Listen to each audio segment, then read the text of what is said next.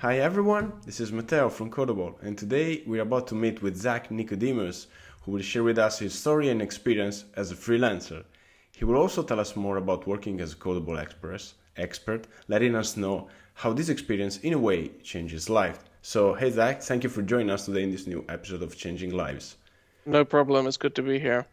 I'm really excited to know more about you and your story. So to get the ball rolling, why don't you start by saying in which part of the world are you right now, where are you from, and most importantly, how long have you been a freelancer? Sure. Well, right now I live in Cyprus. I'm originally from England. I left England when I was about 18, and since then I've lived in a few different countries. I've been a freelancer, I would say, seriously since about the age of 18. Whoa, I'm 27 now, so it's quite about some 9 or 10 years. Although I got paid for my first website when I was like 13, so so quite even some time. Yeah. yeah, even before I was an adult, I was still doing this. Okay. So would you mind telling us what do you like about freelancing? I mean, why did you choose to start working by yourself and not ended up in a regular 9 to 5 job? Well, I mean, I guess I've always had that kind of streak in me to be sort of self-employed. Mm-hmm. My father was always self-employed, so I guess I kind of maybe got that from him. I tell you what, I tried doing 9 to 5. Mm-hmm. When I was 17, I got like a 9 to 5 office job doing hardware support, like on computer servers, Okay. Windows Server, and it involved, going to the office and driving to clients' offices and houses, and I just hated it. I really hated it. Yeah. The whole 9 to 5 thing was just so boring. Okay. I worked in retail for a year as well at PC World, which is a big computer superstore in England. Again, I just hated it. It was so boring and repetitive. And having always had this kind of desire to be self-employed and work as a sort of work for myself, I was always, while I was working at these jobs, I was always doing other things like building websites or Yeah. fixing people's computers on the side or something like that. So when I was 18, I just decided, screw it, let's quit my job and concentrate on this full time. Yeah, sure. Totally makes Um, sense. Yeah. and it wasn't easy to start with. For the first 3 years, I probably made less than 10,000 euros a year. Uh-huh. Okay. So it was definitely a struggle those first few years to, pay the bills and keep Yeah. the electric on and everything. Yeah. But also I had my freedom, to Yes. do whatever the heck I wanted. And that included leaving England, when I was 18 and relocating to Europe, Uh-huh. to Eastern Europe. Yeah. And I don't know, since then it's just grown. Okay, but we'll get to that because I'm gonna ask you one question about this. Go But on. right now, even if we are at the beginning, I'm gonna ask you a tough question. Are you Sure. ready? Yeah, go. What do you think it takes to be a good freelancer? I mean, does anybody can be one? On top of my head, just to clarify my question, I think that maybe dealing with clients is a natural for many, right? So tell us about it. What does it takes to be a good freelancer? Um, I don't think that it's something that everybody can do, Uh-huh. right? If you're like in your 30s and you have a wife and 3 children and bills to pay, then starting up as a freelancer, it's not really gonna work out for you unless you have some ridiculous amount of money, saved up. Yeah. Because it tends to be a struggle for the first few years as you build up clients and Hmm. build up a reputation and start to get that regular flow of money. But beyond that, beyond being lucky enough to be in a situation where you can do that, yeah, you do need to have the ability to deal with clients, especially difficult ones, Yeah. because you're always going to have some clients that want to take advantage, and they really really make you want to sort of punch them in the face. But you're not allowed to do that, and you have to keep your cool and You're not cool. scream at Yeah. them. Um, you are going to have some bad clients, and you have to kind of be able to push through that. You maybe you're going to have some clients that try to screw you and not pay you. Hmm. That's just part of the risk. Yeah. But also you have to be, dedicated. You have to be motivated to keep yourself educated about the Yeah. field that you're in. You have to sort of stay ahead of all of the new innovations and new technologies that, that sort of come onto the scene, and you have to be able to work with those. Because I mean, especially in the field of web development, it's something that changes from year to year. Yeah. There are technologies that I was using 10 years ago that don't exist anymore, Yeah. and technologies that we use now that didn't exist 10 years ago. Yeah. So you have to keep up with it, otherwise, you fall behind, and then the quality of your work suffers. And, before you know it, you don't have any clients left. Yeah. So That would be a sad story. Yeah. it takes a lot. It takes a lot to keep motivated and to do that, because I don't know. It's not something that everybody can do to motivate themselves and Yeah. willingly keep ahead of all of that. Okay. And so, as we talked briefly about this early in this interview, what do you like about being a freelancer and then freelancing, way of living and working? I mean, I think I've touched on it before. The freedom that I have, the like I said, right now I'm in Cyprus. Yeah. Before I lived in Cyprus, I lived in a country called Serbia. I've lived for some periods of time in Bosnia as well. Uh-huh. If I decided tomorrow that I wanted to go, I don't know, to visit the United States, I can do that. I can just take my laptop with me, and we can go there and just do my work from there, Yeah. So, and in a different location. So it's freedom. It's not having to answer to anybody. yeah, It's sort of really being in control everything. of your situation and everything. Yeah. Which in a 9 to 5 job, you don't necessarily have that. You don't know what's going to happen tomorrow. You could get fired. Yeah. The company could go bankrupt. You could be made redundant. Yeah. And you get maybe 4 weeks of vacation time a year where you have the freedom to do what you want. Yeah. Totally It's amazing. Yeah. for someone like me, that would just be the ultimate kind of prison. Yeah.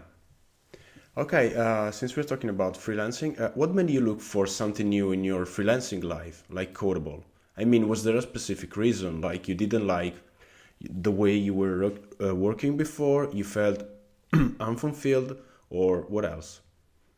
Um, I think it was just I don't know that I was specifically looking for Codeable Mm-hmm. when I got approached to kind of work on there. I have a good base of clients that I've built up over the years outside of Codeable. Okay. I had a good income as well. Um, so I don't know that I was necessarily looking for Codeable. Okay. I was just looking for new opportunities and new sources of clients and new abilities to get more work in Okay. because And so, do you remember how did you hear about Codeable? I mean, um yeah, I know. I remember exactly how I heard about Codeable. I was on the WordPress.net /jobs, I think it is, or something like that. yeah. And it must have been about 2 or 3 years ago. And I remember I saw an advert there Uh-huh. where they were asking for, skilled WordPress developers. Okay. I applied for that at the time actually, but never heard anything back. And Oh.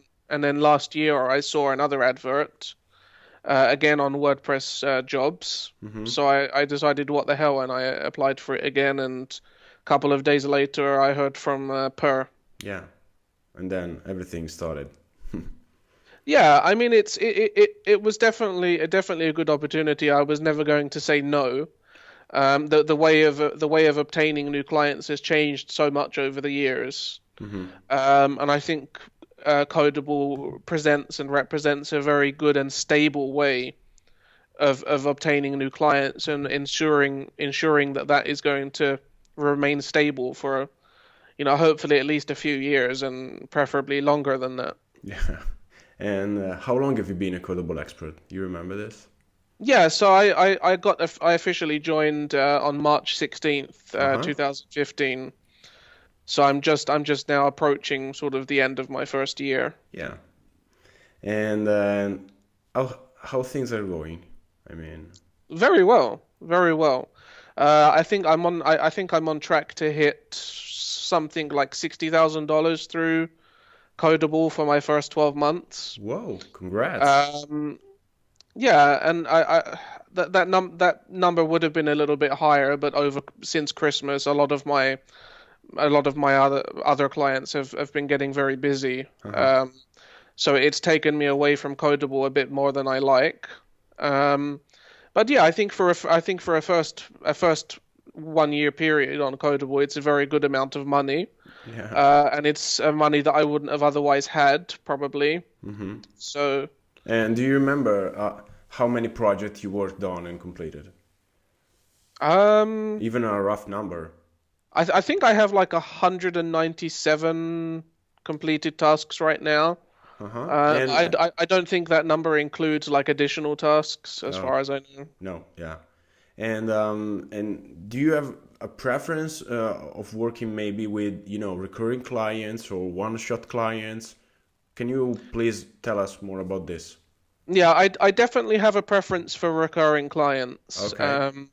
I don't mind working with the clients that will just use me once and then I never hear from them again. Uh-huh.